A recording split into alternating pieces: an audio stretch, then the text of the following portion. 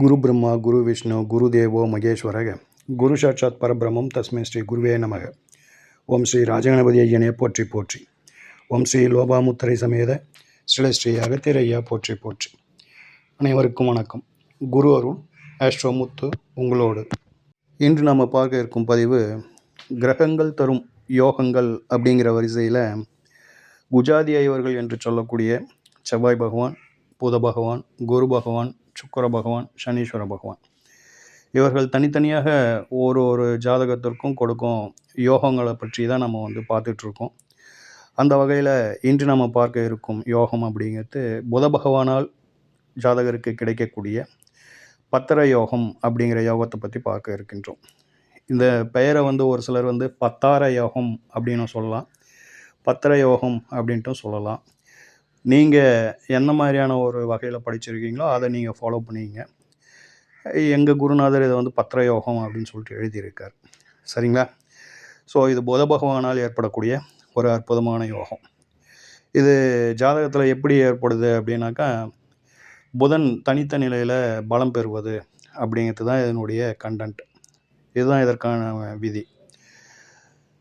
அதாவது அந்த யோகம் அப்படிங்கிறது ஒரு நல்ல ஆதிபத்தியம் பெற்ற ஒரு நிலையில் இருந்து அது யோகத்தை கொடுக்கின்ற பொழுது ஜாதகருக்கு அந்த யோகங்கள் மிக சிறந்த பலன்களை, நற்பலன்களை மிக சிறப்பாக கொடுக்குது அப்படிங்கிற மாதிரியான ஒரு நிலைப்பாடு.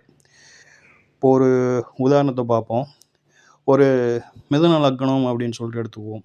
மிதுன லக்னம் அப்படின்னும்போது லக்னத்தில் புதன் இருக்கின்ற பொழுது திக்பலம் கூடுதலாக அங்கே ஆட்சி பலம் பெறுகிறார் அப்படின்னும் பொழுது இந்த இடத்துல இந்த பத்திரயோகம் அப்படிங்கிறது சிறப்பாக செயல்படும் அப்படிங்கிற மாதிரியான ஒரு நிலைப்பாடு. சரிங்களா? இப்படி அந்த ஆதிபத்தியம் அப்படிங்கிறது ரொம்ப முக்கியம் அப்படிங்கிறத மறந்துடாதீங்க. அதுக்காக சொல்ல வந்தோம். சரிங்களா? இப்போ இந்த பத்திரயோகம் என்ன மாதிரியான ஒரு பலன்களை கொடுக்குது அப்படிங்கிறத நம்ம தெரிஞ்சுக்கணும். அதாவது புத பகவானால் ஏற்படும் இந்த யோகம் அப்படின்றதுனால இது என்ன மாதிரியான ஒரு பலனை கொடுக்குது அப்படின்னாக்கா, புதன் அப்படிங்கிறவர் கல்விக்கு அதிபதி, வித்யாகாரகன் அப்படிங்கிறது புதனுடைய ஒரு தனித்துவம். அதனால் இது போன்ற அமைப்பில் ஒரு நல்ல யோகத்தை கொடுக்கக்கூடிய அமைப்பில் புத பகவான் இருந்துட்டார் அப்படின்னாக்கா நல்ல கல்வி யோகத்தை பெறுகின்றார்கள் அப்படிங்கிற மாதிரியான ஒரு நிலைப்பாடு.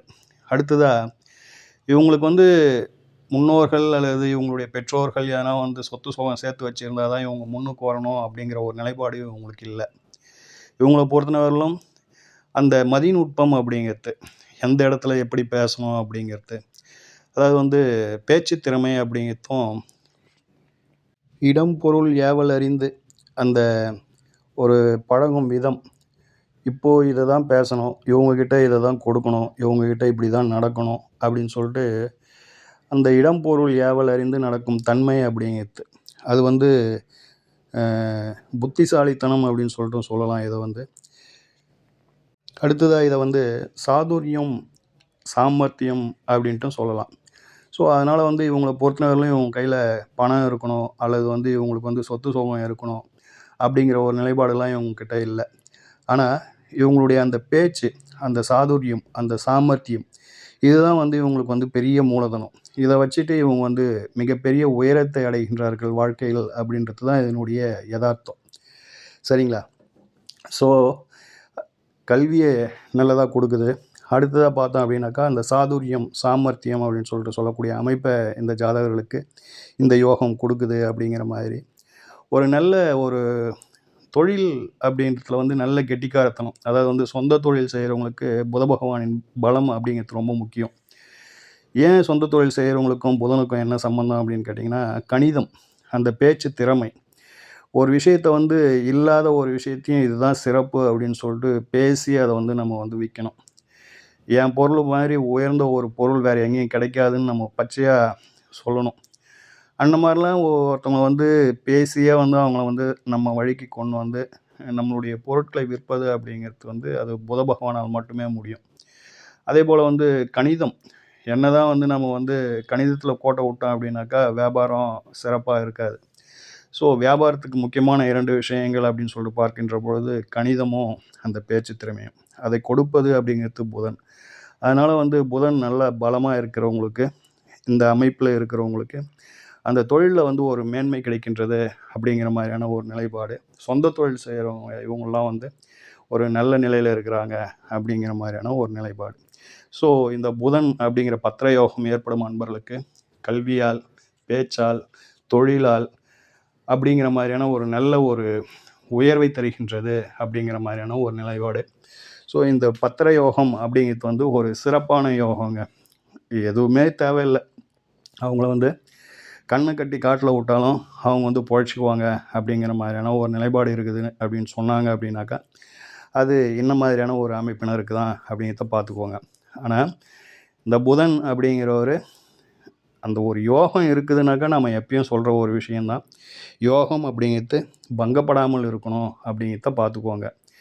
இதுவும் கூட வந்து இப்போது ஒரு யோகம் இருக்குது, அந்த யோக கூட்டில் வந்து சர்பகிரகங்கள் வந்து சேர்ந்துடுச்சு அப்படின்னாக்கா அந்த யோகம் பங்கப்பட்டு போயிடும். பாதகாதிபதியோ அல்லது அட்டமாதிபதியோ வந்து சேர்ந்தார் அப்படின்னாக்கா அந்த யோகம் கெட்டு போயிடும். ராசியில் நல்லா பலமாக இருந்து அம்சத்தில் பலவீனப்பட்டு இருந்ததுன்னா அந்த யோகம் பலவீனப்பட்டு போயிடும். இப்படி ஒரு யோகத்தை நம்ம வந்து சீர்தூக்கி பார்க்கின்ற பொழுது அந்த யோகம் எந்த அளவுக்கு பங்கப்படாமல் இருக்குது அப்படிங்கிறத முதல்ல வந்து நம்ம வந்து தெரிஞ்சுக்கணும். தெரிஞ்சுக்கின அப்புறமா தான் நம்ம அந்த யோகம் எந்த அளவுக்கு வந்து ஒர்க் அவுட் ஆகும் அப்படிங்கிறத நம்ம வந்து பார்க்க முடியும். ஸோ புத பகவானால் ஏற்படும் இந்த அற்புதமான ஒரு யோகம் உங்களுக்கு கிடைக்கிற ஜாதகங்களை அப்ளை பண்ணி பாருங்கள். அது யாருக்காச்சும் இருக்குதான்னு பாருங்கள். அந்த யோகம் எந்த அளவுக்கு ஒர்க் அவுட் ஆகிருக்குதுன்னு பாருங்கள். அல்லது ஏன் ஒர்க் அவுட் ஆகலை, ஒரு யோகம் இருக்குது, அந்த யோகம் ஏன் வேலை செய்யலை அப்படிங்கிறதையும் நம்ம வந்து ஆய்வுக்கு உட்படுத்தணும். அல்லது இந்த யோகம் எந்த அளவுக்கு வந்து அவருக்கு அபரிமிதமாக ஒரு பலனை கொடுத்துருக்குது அதையும் சோதித்து பார்க்கணும். ஸோ இந்த யோகத்தை உங்களுக்கு வரும் ஜாதகங்களில் இருந்தது அப்படின்னாக்கா, இந்த யோகம் இருந்தது அப்படின்னாக்கா எந்த அளவுக்கு அது வந்து செயல்பாட்டை கொடுத்துருக்குது அப்படிங்கிறத நீங்கள் வந்து கமெண்ட் பாக்ஸில் சொல்லுங்கள். இன்னும் 4 பேருக்கு வந்து இந்த விதி அப்படிங்கிறது வந்து புரிதலை ஏற்படுத்தும். நீங்கள் கொடுக்குற அந்த கமெண்ட்ஸ் வந்து 4 பேருக்கு இன்னும் ஒரு புரிதலை ஏற்படுத்தும் அப்படிங்கிறத மறந்துடாதீங்க. சரிங்களா? இப்போது மிதுன லக்னம் அப்படின்னு சொல்லிட்டு எடுத்துக்கிட்டோம் அப்படின்னாக்கா, அவர் வந்து லக்னத்தில் ஆட்சி ஆகின்ற பொழுது இந்த யோகம் ஏற்படுகிறது, பத்திர யோகம் அப்படிங்கிறது ஏற்படுது. அதே போல் வந்து 4ஆம் இடத்துல ஆட்சி உச்சம் மூல திரிகோணம் என்ற பலம் பெறுகின்ற பொழுது மிதுன லக்னத்திற்கு இந்த 4ஆம் இடத்துல இருக்கின்ற பொழுது இந்த புதன் அவர்களுக்கும் இந்த யோகம் அப்படிங்கிறது வந்து ஏற்படுது அப்படிங்கிறத மறந்துடக்கூடாது. இந்த யோகத்தால் அவங்களுக்கு வந்து தொழில் மூலியமாக ஒரு நல்ல பெயர், வாகனம், கல்வி, பேச்சு திறமை, கமிஷன், வாடகை வருமானம் அப்படிங்கிறதுலாம் வந்து ரொம்ப சிறப்பாக செயல்படுது அப்படிங்கிற மாதிரியான ஒரு நிலைப்பாடு. 4ஆம் இடத்துல இருக்கின்ற பொழுது 10ஆம் இடத்தை பார்க்குங்க. ஸோ தொழிலில் வந்து ஒரு சிறப்பான நிலைப்பாட்டை எட்டுவாங்க. ஒரு தொழிலுக்கு 2 தொழில் செய்வாங்க, ஒரு இடத்துக்கு 2 இடத்துல தொழில் செய்வாங்க அப்படின்ற ஒரு நிலைப்பாடுலாம் இந்த புதன் அப்படிங்கிற ஒரு இந்த பத்திர யோகம் அப்படிங்கிறது கொடுத்துரும் அப்படிங்கிறது பார்த்துக்கோங்க. சரிங்களா?